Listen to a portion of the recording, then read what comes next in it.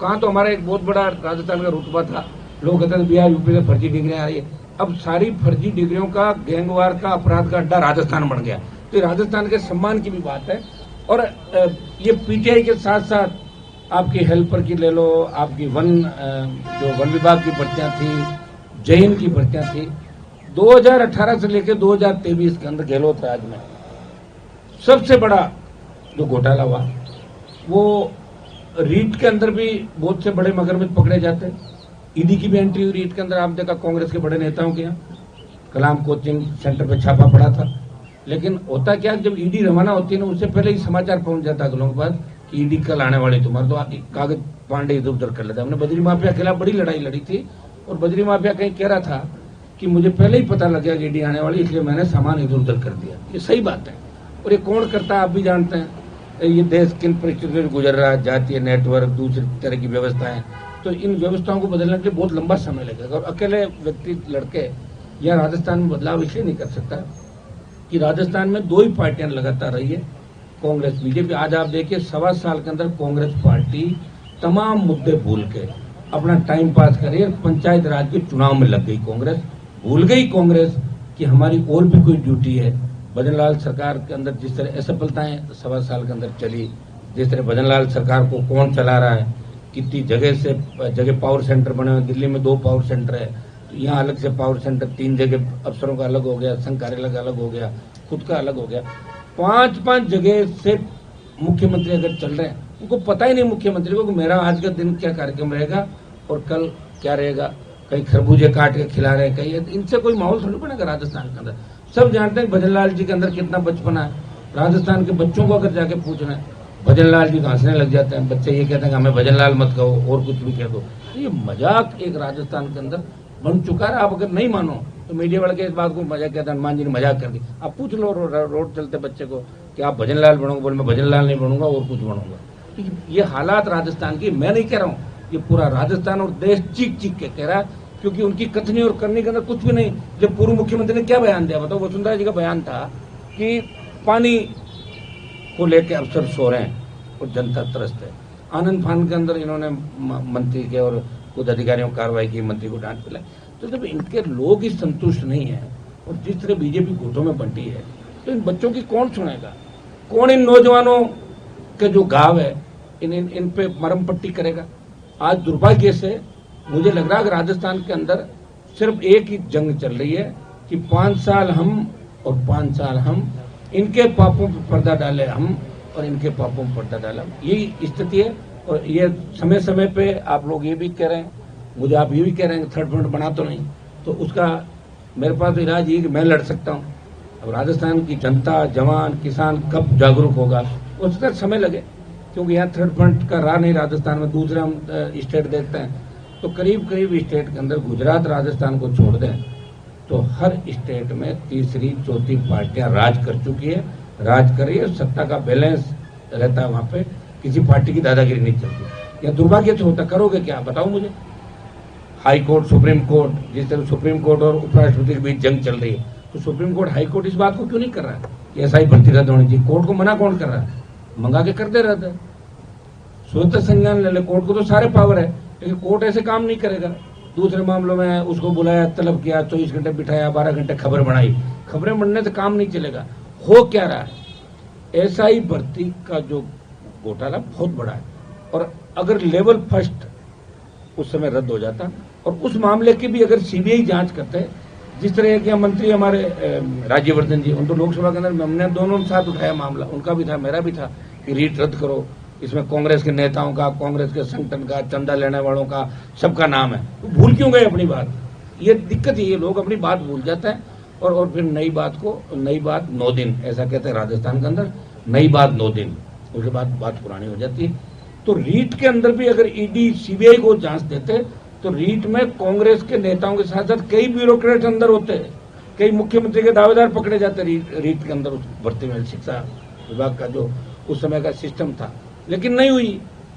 BJP आराम से राज कर रही है, ऊपर मोदी हमेशा मजबूत है। वो जो कह दिया होगा चाहे भजनलाल हो, भजनलाल की जगह कोई और बना देते, वही चलता है। जब पर्ची से सीएम बनने लगे, फिर से आप अंदाज लगा सकते हो कि इससे बड़ा राजस्थान का घोर अपमान नहीं हो सकता कि यहाँ के मुख्यमंत्री भी पर्ची से बड़ा राजस्थान का। और कांग्रेस पार्टी सिवाय अखबार में छपने के अलावा, कांग्रेस की आज ये हो गया कि आज बताएं मुझे कि कांग्रेस 200 आदमी इकट्ठा नहीं कर पा रही राजस्थान के अंदर। राजस्थान की जनता का कांग्रेस से भरोसा उठ गया, जवानों का भरोसा उठ गया, क्योंकि कांग्रेस यहाँ आंदोलन कर रही है तो उनके कभी तो जीजा जी और रॉबर्ट वाड्रा को दूसरे मामले में सीबीआई ले जाती है, कभी ईडी ले जाती है, कभी सोनिया जी राहुल जी का चालान होता है। तो आप समझे, जब वो खुद कटघरे के अंदर है तो आंदोलन कैसे कर सकते हैं कांग्रेस वाले राजस्थान के अंदर? क्योंकि कांग्रेस के आधे से ज्यादा लोग, तो आपको पता है किन परिस्थितियों में लोग थे, कैसे थे।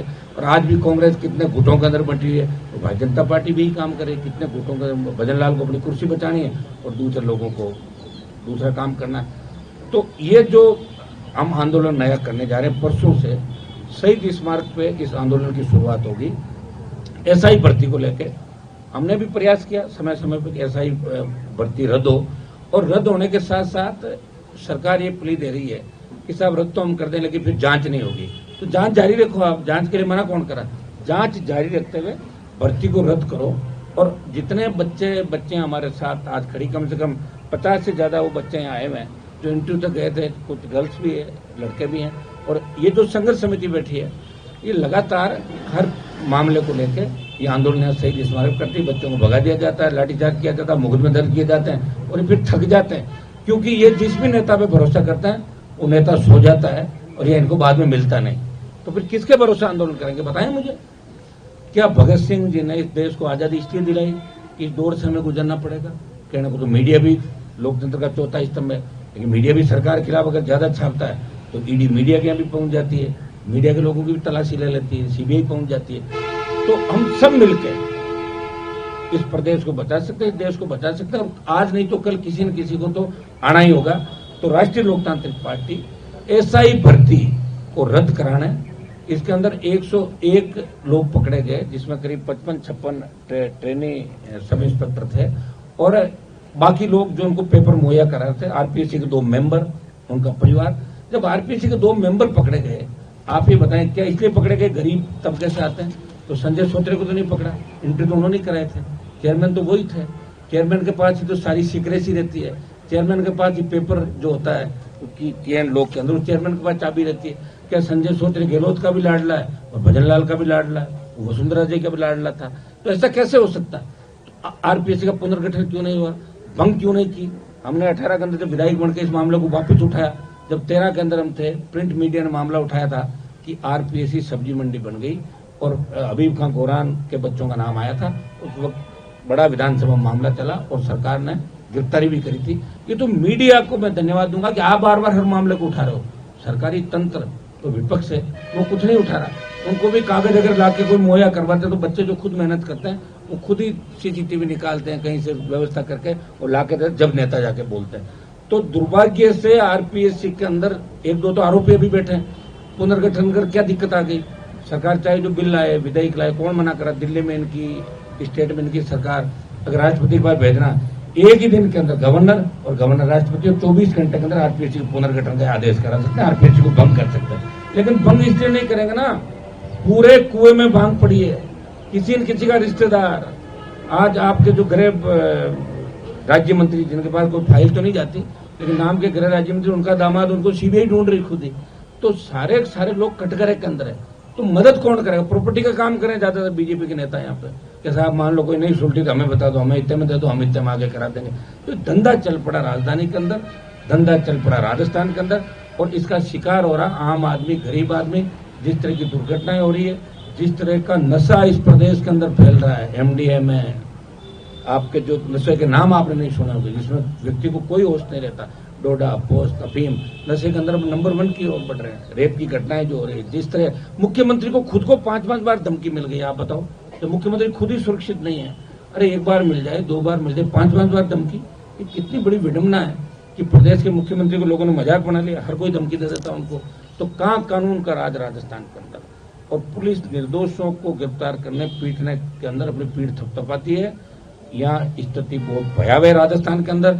और एसआई भर्ती के अंदर एक मामला मैं देख रहा था, 2 लड़कियां हैं दोरी मन्ना की, 2 लड़कियों के इनके नाम हैं मंजू बिश्नोई और संतोष बिश्नोई, वो एसओजी के अंदर ये कहती है कि छम्मी को हमें बिठाना है, उसको 6 लाख रुपए देना है और के बिश्नोई से पैसा लेती है 6 लाख। के बिश्नोई जो सरकार का मंत्री है वो मंजू और उसको पैसा 6 लाख रुपए देता है। ये मैं नहीं कह रहा हूँ, तो एसओजी कह रही है और पूछताछ के अंदर ये बात आई। तो ये मंत्री मुख्यमंत्री कार्यालय के अंदर बैठे हो वरिष्ठ आईएएस अधिकारी, जिनके लिए मैंने पहले भी ट्वीट किया था, कुछ महिला मित्रों की वजह से सरकार के मंत्री और सीएमओ में बैठे अधिकारी इस एसआई भर्ती से तमाम उन लोगों को बेनकाब होने से रोक रहे हैं, जहाँ कहीं न कहीं उनको लगता है कि आँच हमारे तक नहीं आ जाए। ये राजस्थान का दुर्भाग्य है। एसआई भर्ती रद्द करें, तमाम भर्तियां रद्द करें। पीटीआई 22 से तमाम जो भर्तियां हैं, जहाँ फर्जी डिग्रियां जो मामले चल रहे हैं, जहाँ एसओजी रिकमेंड कर रही है, फायरमैन की भर्ती आप देख लें, रीट लेवल का मामला मैंने बता दिया। और आप एसओजी को जांच तो दे रहे हो, एसओजी जांच का प्रयास भी कर रही है, लेकिन रीट के जो मामले थे वो सीबीआई को आपको देने चाहिए, ताकि सीबीआई उन परतों को खोलेगी कि किस नेता के कहने से आरोप आपके बीजेपी के नेता भी कांग्रेस वालों को लगाते हैं कि आपके घर से किसने आरएस बना दिए, कितनी कलाम किसकी थी, ये कितनी थी। तो जांच क्यों नहीं करा रहे हो? आरोप तो लगा रहे हो, जांच कौन कराएगा? तो जांच कराने के लिए अब राजस्थान के जवान को सड़कों पर निकलना होगा। और राजस्थान ये संघर्ष समिति जो आंदोलन कर रही लगातार, जब इनकी पीड़ा लगातार मैं देख रहा हूँ, इनके साथ भी मैं हूँ हर जगह, और मैं प्रयास भी कर रहा हूँ सोशल मीडिया के माध्यम से। लोकसभा जो प्लेटफार्म है, आप मुझे देखते हैं लोकसभा के प्लेटफार्म पे सबसे ज्यादा इस राजस्थान को बचाने के मुद्दे, राजस्थान को आगे बढ़ाने के जवान किसान जिनको लेकर मैंने आरएलपी का गठन किया, सबसे ज्यादा कौन व्यक्ति आवाज उठाता? आप खुद कह सकते हैं कि हर वक्त लोकसभा के अंदर राजस्थान के प्रत्येक मुद्दे की हम पैरोकारी भी करते हैं, गृह मंत्री तक, प्रधानमंत्री तक।